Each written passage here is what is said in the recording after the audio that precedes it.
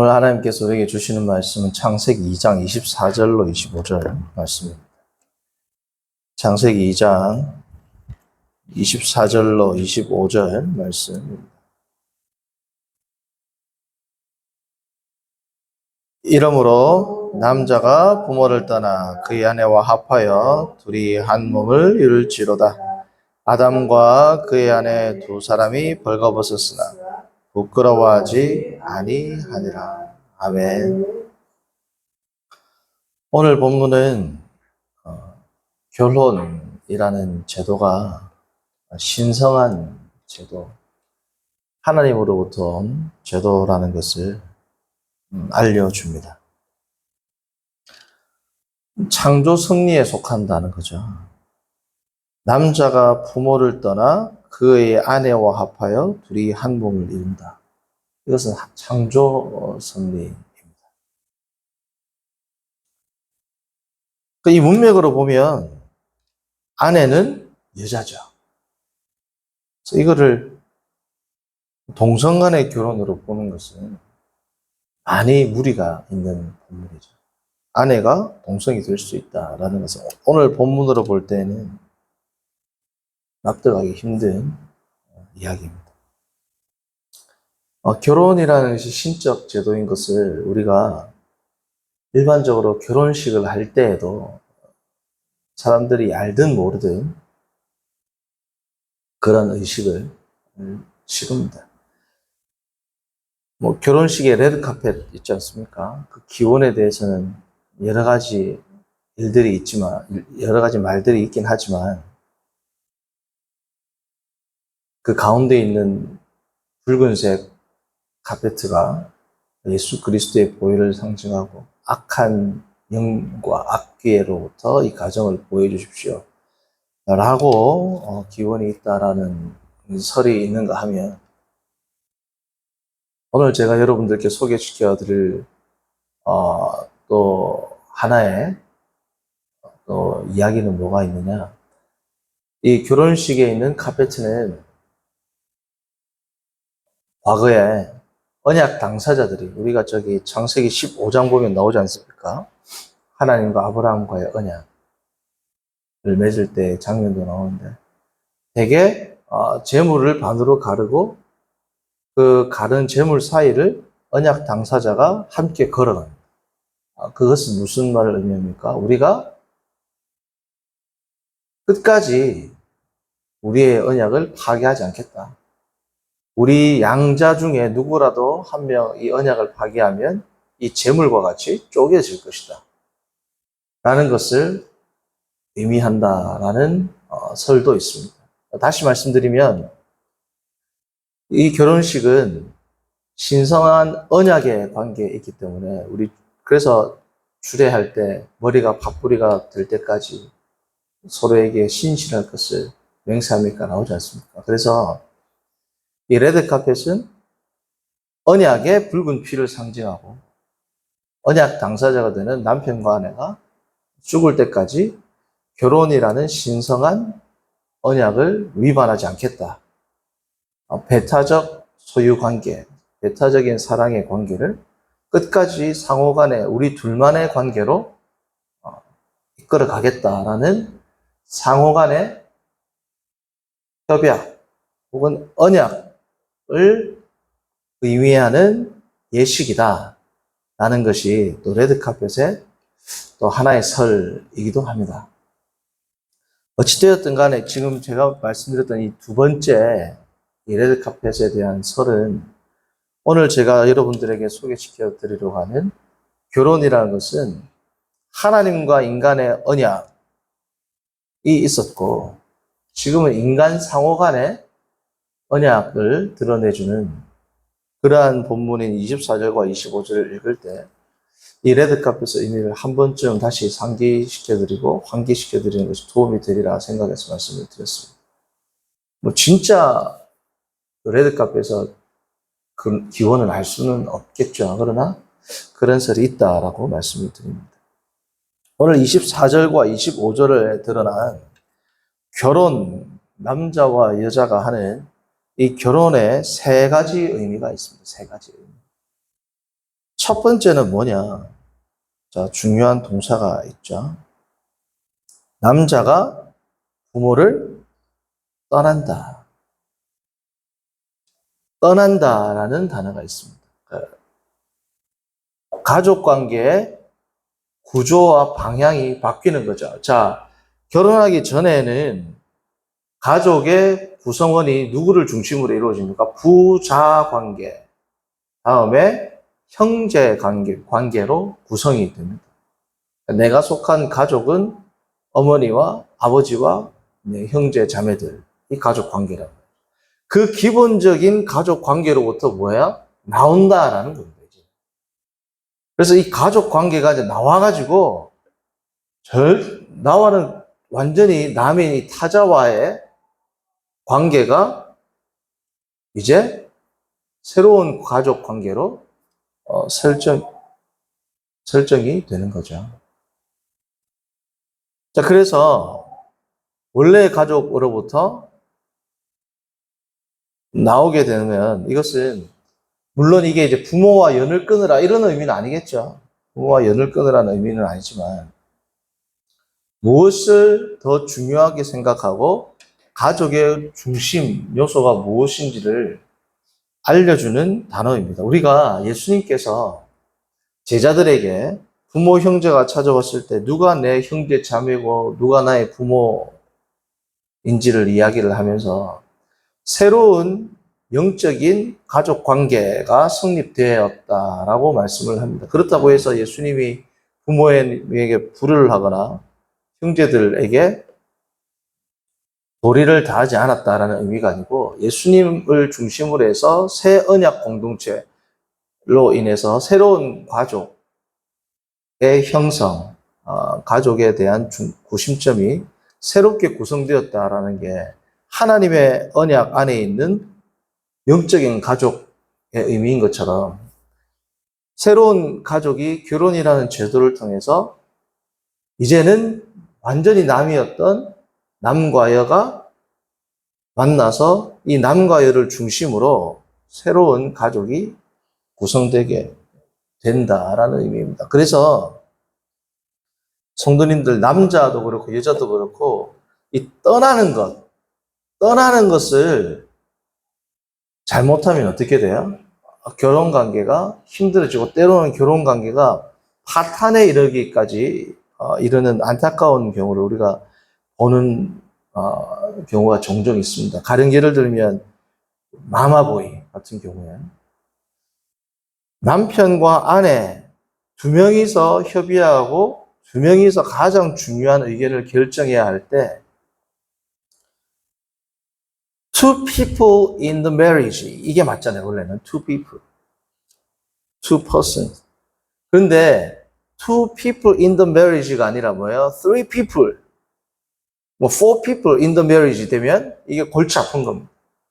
중간에 남편이 항상 어머니의 의견을 듣는다든지 아니면 뭐 아버지의 의견을 듣는다든지 아니면 뭐 누나나 동생이나 형이나 그 말을 아내의 말보다 더 무겁게 받아들이고 여전히 자신이 떠나야 할 그 가족으로부터 떠나지 못하고 그 가족에 매여 있으면 어떻게 돼요?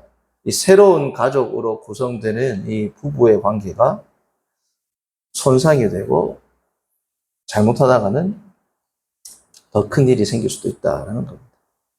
자, 두 번째 중요한 동사는 뭐냐? 연합하다. 연합하다. 그의 아내와 합하여 둘이 한 몸을 이룬다. 합하고 연합하고 한 몸을 이룬다. 딱 보면 뭐예요, 이게? 성적인 이미지입니다. 성적인 그러한 이미지를 담고 있는 표현을 하고 있는 거죠. 성도님들, 우리가 그 누구와 한 몸을 이룰 수 있겠어요? 남의 살이 내 살에 닿는데, 성도님들 나중에 뭐 지금 자녀를 키우지만 자녀들도 장성하고 그러면 자녀들과 부모님과의 스킨십도 나중에는 어색하다. 그렇지 않습니까? 그런데 남의 살이 내 살에 닿는데 이게 어색하지 않고 오히려 더 행복한 관계는 부부 외에는 없습니다. 그래서 우리도 옛날 어른들이 살을 썩는다 그런 표현도 하지 않습니까? 그게 뭐예요? 연합한다는 거예요. 이 연합은 남자와 여자, 인류가 타락하기 이전에는 일부일처제였습니다. 그렇죠? 아담과 하와가 타락하고 난 이후에 타락 이후에 이제 일부 다처제가 되는 것을 우리가 볼 수 있죠.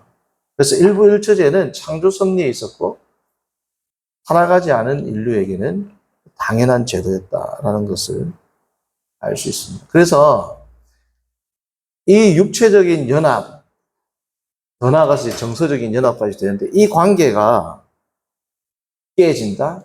이거는 깨지는 거죠. 앞서 말했던 가족으로부터 떠나서 새로운 가족으로 연합하는 것 이상의 큰 타격이 있습니다. 육체적으로도 서로에게 신실해야 되는데 이 언약적 관계가 깨진다. 그럼 어떻게 돼요? 결혼 생활이 지속될 수가 없죠. 성도님들, 그래서 우리는 하나님의 형상 아닙니까? 하나님의 형상인데 이 하나님의 형상은 남자만도 아니고 여자만도 아니고 남녀가 함께 있을 때, 부부가 함께 있을 때 하나님의 형상이 그 기능이 온전하게 드러난다라고 제가 말씀을 드렸죠. 자, 그러면 이 부부와의 관계, 특별히 이 성적인 관계에 있어서의 손상이 오면 어떻게 될까요? 자, 하나님의 형상에는 우리 심리적인 면도 있습니다. 그렇죠? 심리적인 면, 정신적인 면, 정서적인 면, 지적인 면, 인격적인 면, 육체적인 면이 다 있죠. 이 모든 것을 합해서 하나님의 형상이라 한단 말이죠. 그러면 부부 관계에서 우리는 잘 모르지만 부부 관계에 있어서 특별히 이 성적인 문제에 있어서 신실하지 못하다. 그러면 나의 정서적, 나의 인격적, 부부 관계가 원만하지 못한데 인격적으로 탁월하다 말할 수가 있냐고요? 불가능하죠. 정서적으로, 인격적으로, 그리고 의학적으로는 육체적으로도 영향을 미치는지 저는 모르겠습니다만, 의사가 아니라서. 의학적으로는 밝혀지지 않았을지라도 분명히 육체적으로도 무언가가 손상이 있을 거라는 생각이 들어요. 왜냐하면 제가 예전에 한번 어떤 어떤 이 발표를 한 걸 제가 보았던 적이 있는데, 그 교수님 성함이 생각이 안 나요. 미국 교수님인데 글을 썼는데 무슨 글을 썼냐면 1대1의 성적인 관계, 그러니까 배우자 이외의 다른 사람과 외도를 한 사람을 조사해 보니까 조현병, 정신병의 일종이죠. 이 조현병이 일어날 확률이 엄청나게 증가된다. 정서적으로도 데미지가 있다는 거죠. 그러니까 일반인보다 조현병이 일어날 확률이 외도를 하는 사람들에게서 훨씬 높게 드러난다. 이게 연구가 안 됐으면은 부부 간의 성적인 관계와 조현병의 관계가 우리가 알려지지 않았겠죠. 그런 내용이. 육체적인 관계도 분명히 아직은 의학계에서 알려지지 않았지만 뭔가 문제가 생기지 않을까라는 제 나름대로의 예상이기도 합니다. 왜냐하면 우리가 육체적 관계까지 다 포함해서 하나님의 형상이기 때문에. 중요한 것은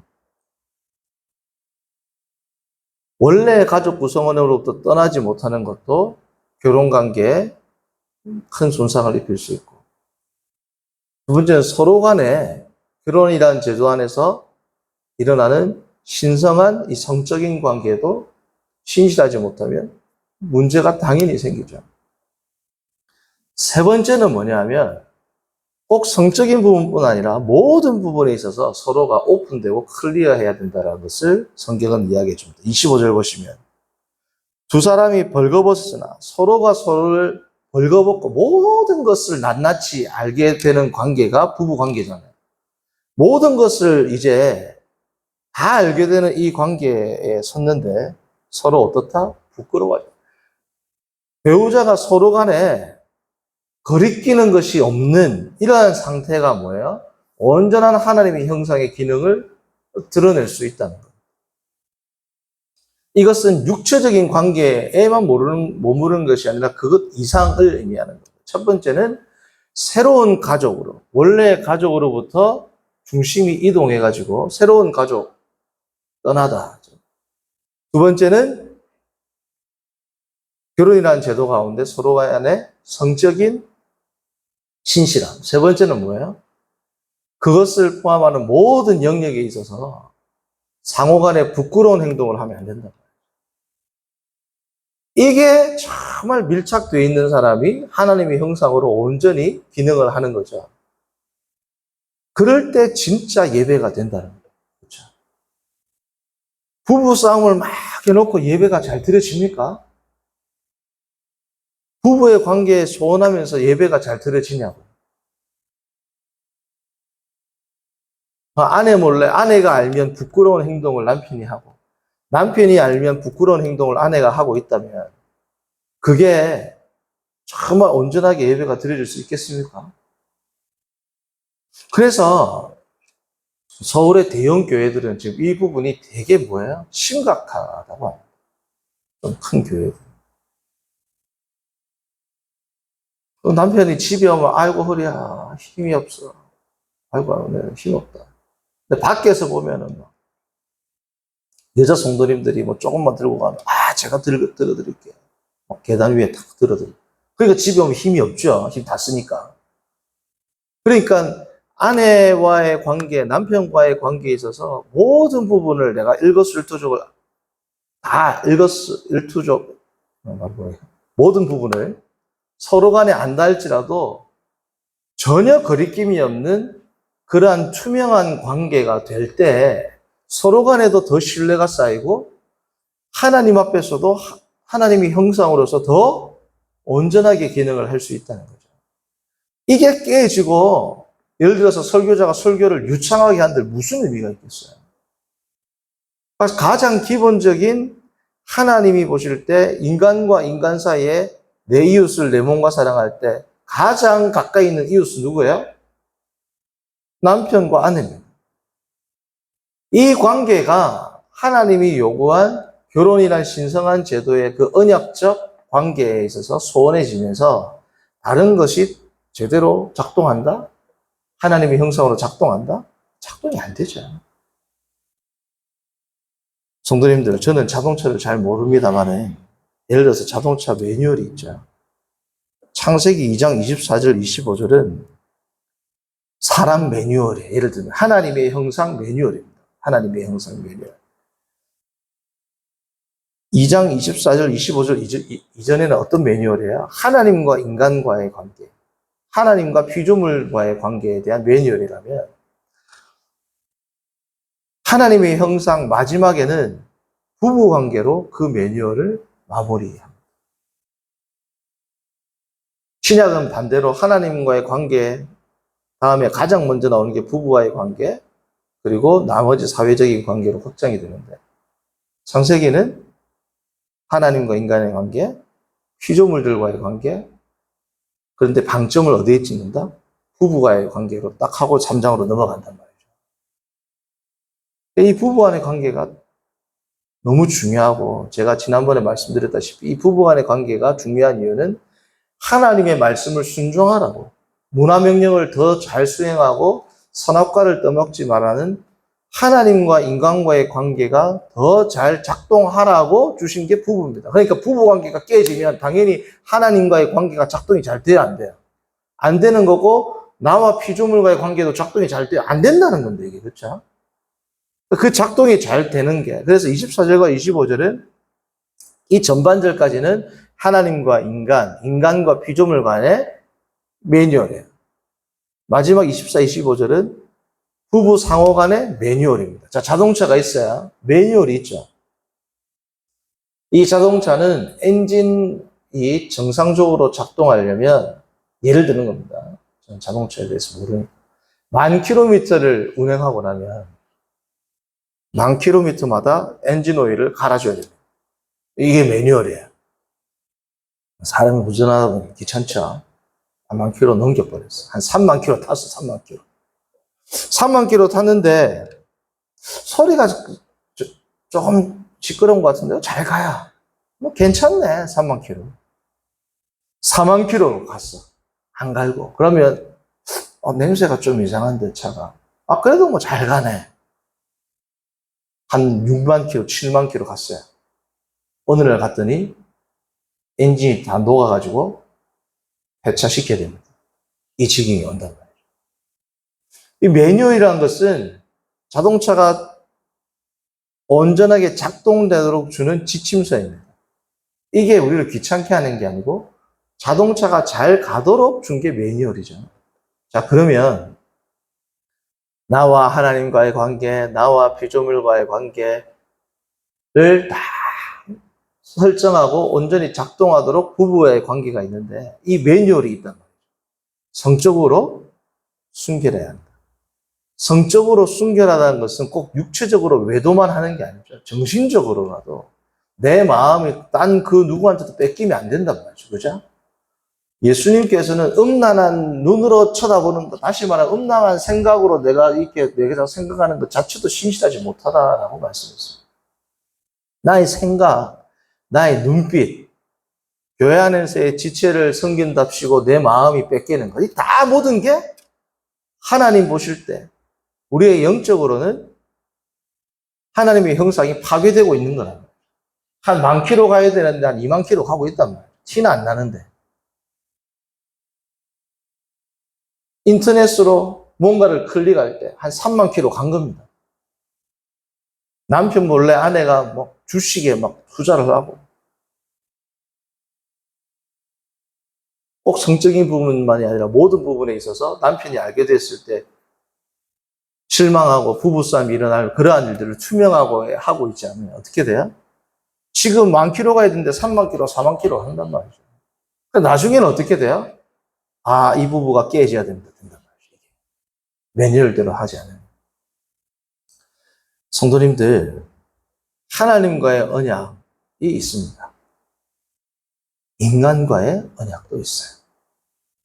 나와 아내와의 관계가 인간과 인간이 창조되고 피조된 이후에 가장 처음 맺은 인류의 약속입니다. 부부 간의 약속을 안 지키는 사람이 다른 약속을 지킬 수 있겠습니까? 부부와의 관계에 있어서의 약속에 신실하지 못한 사람이 그 누구와의 관계에 있어서의 신실한 약속을 지킬 수가 있겠어요? 성도님들 가운데 30,000km 가고 계신 분 있으세요? 40,000km 그냥 가고 계신 분 있습니까? 거의 50,000km 다 된 분 계세요? 빨리 엔진오일 갈아야 됩니다. 다시금 아내를 깊이 사랑하고 남편을 사랑하고 아내랑 같이 있으면 어색하신 분들 있죠. 남편이랑 계속 같이 있으면 어색하신 분들 있죠. 뭔가가 지금 하나님의 형상이 작동이 잘 되는 거야, 안 되는 거야? 안 된단 말이죠. 세상 사람들이 아주 이상한 유머, 정말 하나님의 이 성경에 위배되는 유머가 있어요. 가족끼리 일하면 되나? 아내하고 남편이. 가족끼리 일하는 거 아니다. 그게 무슨 말이에요? 그거를 또 좋다고 웃는단 말이에요. 가족끼리 하는 거 아니다. 그게 성도님들 사탄의 말입니다. 그럼 누구랑 할 거예요? 누구랑? 그런 사탄의 말, 그런 말에 미혹돼가지고 이 세상이 지금 엉망진창으로 되는 거 아니겠어요? 성도님들, 하나님이 설정해 주신 이 관계는 잠언에 뭐라 그래요? 너는 너의 샘물로 만족하라. 너의 아내의 품을 연보하라. 너죠. 히브리어로 보면 성적인 단어입니다. 아가서 보면 그게 무슨 단어가 유방 이런 단어. 너의 아내의 가슴을 연모하다. 연모하다라는 것은 뭐냐면 엄청나게 사모하고 사슴이 물을 찾기에 갈급한 것처럼 그렇게 갈급해야 하면서 그 샘물로 만족하고 살아라는 거예요. 다른 데 가서 샘 파지 말라는 겁니다. 그렇게 될 때 하나님 형상이 어떻게 돼요? 파괴가 돼요. 그 하나님의 형상이 티 안 내지만 앉아있는 사람들이 성도라면 교회가 뭐예요? 와장창 무너진다. 가정이 무너지면 교회 무너집니다. 부부와의 관계에 있어서 신실하지 못한 사람들이 1명, 2명, 3명 성도로 앉아있어. 어떻게 될까요? 난리 나는 거죠, 교회가. 우리가 다시금 나 자신을 살피고 부부 상호 간에 어떠한 것도 나의 모든 마음과 나의 모든 행동을 내 아내가 봤을 때 부끄러움이 없는, 그럼 얼마나 당당해 서로가. 얼마나 더 사랑스럽겠어. 그러한 관계로 정말 하나님의 형상을 온전히 회복하고 서로 간에도 떳떳하고 하나님 보시기에도 당당하고 떳떳한 그러한 거룩한 성도로 살아가기를 바랍니다. 시간 기도합니다. 거룩하신 하나님 아버지, 오늘 우리가 창세기 2장 24, 25절을 통해서 부부와의 관계를 설정하는 떠나다, 연합하여 한 몸을 이루다, 부끄럽지 아니하더라 라는 이 세 가지의 묘사를 통해서 부부관계를 다시금 다시금 점검하게 하심을 감사합니다. 우리가 말씀으로 나 자신을 점검하고 정말 하나님 앞에서의 부끄러움이 없는 삶, 부부간에 모든 것을 서로 알게 되었을 때 부끄러움이 없는 그런 아름다운 삶으로 참다운 언약의 관계를 주님 앞에 드러내며 살아가는 복된 인생들 되도록 인도하여 주옵소서. 예수님의 이름으로 기도합니다. 하늘에 계신 우리 아버지여,